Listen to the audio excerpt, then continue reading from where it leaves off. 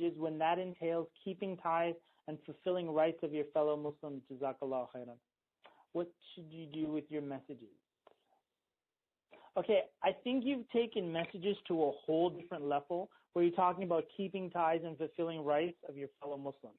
And you might be talking, just personally, somebody messages you and another person messages you and a third person. If I have a circle of friends, I'll let them know how I work and encourage them to do the same. Like you'd imagine these great scholars of Islam, if they had a friend who was wasting their time, do you think they're just going to sit quietly and let this person waste their time like that? I don't think so. They become a good friend, as the Prophet ﷺ said, Hamilul Misk, a person who spreads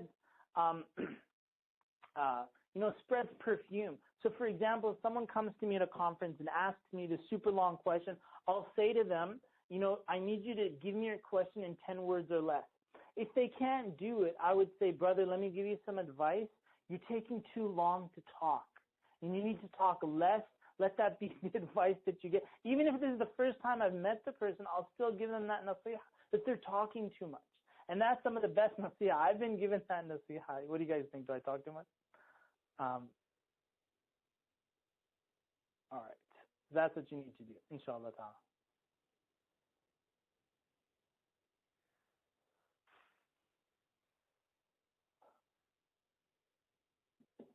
Okay, a sister's asking a question. Can you explain what sisters should do to increase the barakah in their life during the time of Fajr? Should going to the masjid be an option? Now, I don't know where you're living. Obviously San Diego. But sometimes going to the masjid might not be feasible for everybody, might be far away, might be dangerous where they're living and so on and so forth. If you're praying at home for the sisters, or if someone's in a situation like that, I would recommend that you follow up Fajr with some Quranic recitation. Maybe, a half an hour of Quranic recitation, maybe some exercise. You have a treadmill or you can walk around in a safe area to oxygenate your blood, like I said. If you do that and eat like a nice, healthy breakfast, then inshallah ta'ala you'll get that feeling of, I can't go back to sleep. And even if you tried, you wouldn't be able to, inshallah ta'ala.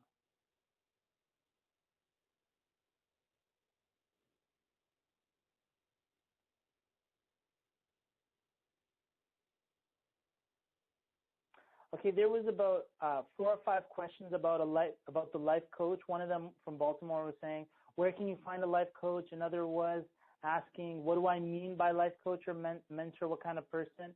Do you mean a sheikh or somebody else? Someone else is saying, okay, I'm 37 years old, and I don't have any relatives near to me who can be my mentor. So those are different questions related to mentor. A mentor, here's the number thing. Discover You has mentors. I'm not saying that you have to sign up with one of our mentors or our life coaches, but this is what I would tell you to seek out in a mentor. Number one is that they need to have the skills to move you forward. In other words, if it's just like a friend of yours and you tell each other that, hey, you know what, I'll hold you accountable, you hold me accountable, and then 2 weeks later, nobody holds anybody accountable. It's not a commitment. It's not like a serious relationship. Sure, you're friends, but you don't care if you don't do your activity. So my recommendation is the mentor or the life coach should be somebody that you have some haiba.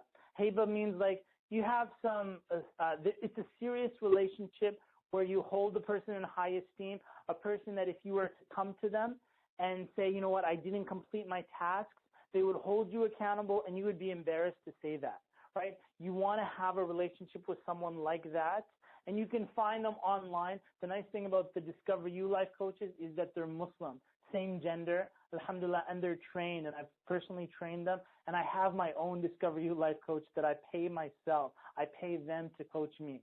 And I do these coaching sessions like maybe 3 times a month in order to get the things I need done. It's not that they're telling me what to do, but they're holding me accountable and moving me forward, inshallah ta'ala, and it's what I'd recommend for you.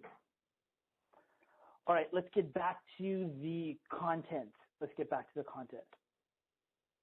The question, this is kind of like, I had this question written down before, but some of you asked about it, and this is the question of, why do we procrastinate?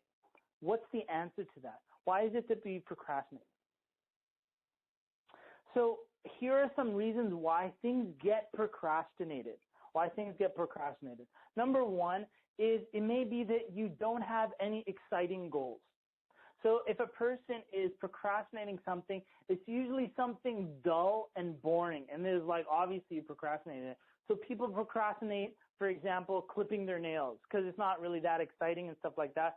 But as soon as there's a big wedding going on or they're going to meet a potential spouse or something, they'll clip their nails because there's some importance attached to it, okay? Now, some of the bigger projects, you might have a project that you actually don't really care about. You keep telling people, oh, I have this, T-shirt project that has Dawa slogans on it or something like that I want to launch. And you've been saying this for the last 25 years and you never did it. It's probably because you don't really care about it. So if I'm coaching somebody, first thing I would do, if they're procrastinating, I would tell them, you know what, you probably don't even care about the goal. And they'll say to me, you know what, you're right. I don't say, okay, that's fine. Nobody said you have to do it. Just be honest with yourself, okay?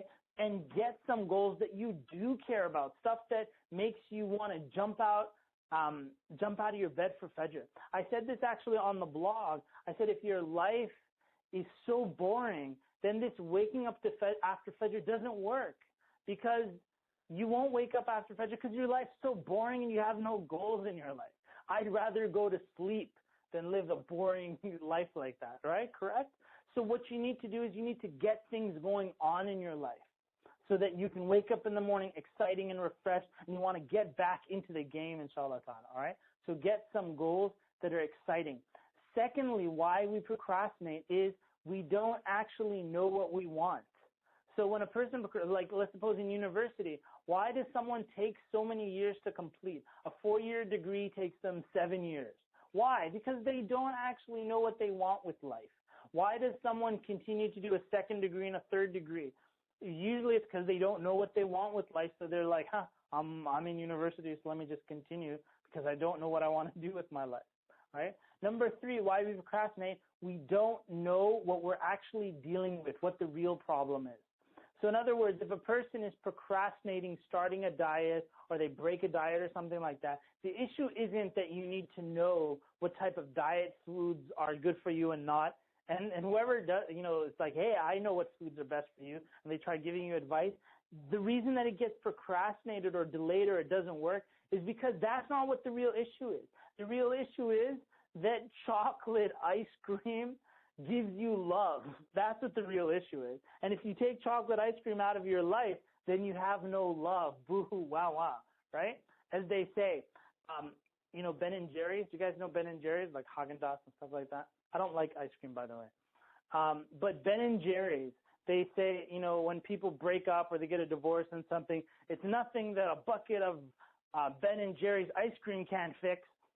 Right? Because they know why people eat their ice cream, why they pay extra money for it, because it gives them love. That's what they're actually dealing with. They don't love themselves and they don't have a source of love other than this food. That's what the real issue is, right? So when you know what you're dealing with, then you can better take care of it so you don't have to keep procrastinating and not getting at your destination. Number 4, why we procrastinate or why we don't get our goals is that we might not know how to get there.